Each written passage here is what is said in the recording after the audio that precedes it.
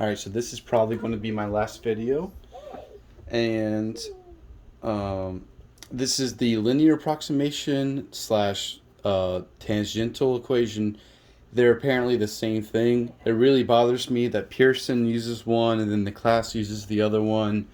I have places in my notes where, I'll say linear approximation and then later it will say I don't know. That's beside the point.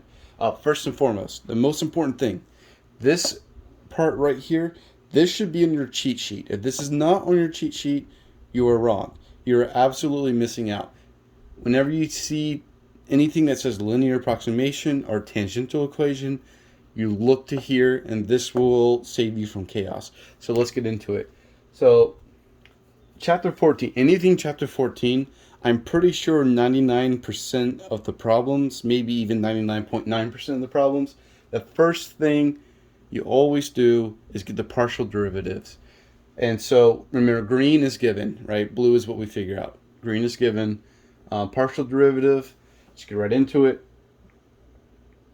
F of x, you get 1/8x, and then you get fy as 2y, right? Too easy. Nothing complicated here. At point, so we're doing it at this point. That means,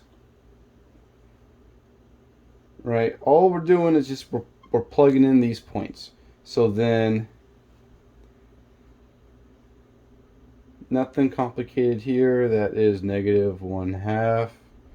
And then let's see, that's 2/3. And then all we're doing, so now we have our initial, right, and then we have our gradients, and we're just plugging it in. And once we plug it in, we're good. So we got z.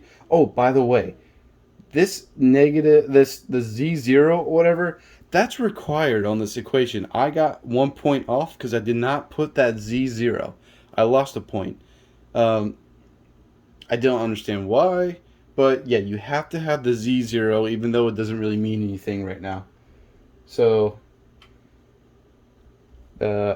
x here, right, that's your scalar. X, your initial point, is going to be minus, so that turns into a positive, plus 2/3 and minus 3, right? That's the tangential equation. I'm not 100% sure if this is final because when I did the test, I actually went and I solved it out and I got full credit. So I don't know if you have to solve this out, but I'm going to anyways just to be sure. You can't go wrong. If you don't solve it out and you miss a point, then that's not my fault. So you get here -2, and you get plus y, and then you get -2. Right, solve it out.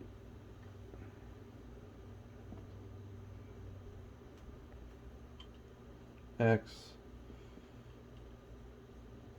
3y minus 4. And so this is also possibly the tangent equation. They're both the same thing, just one's worked out a little bit more than the other. If you put both of these down, you'll get your full credit.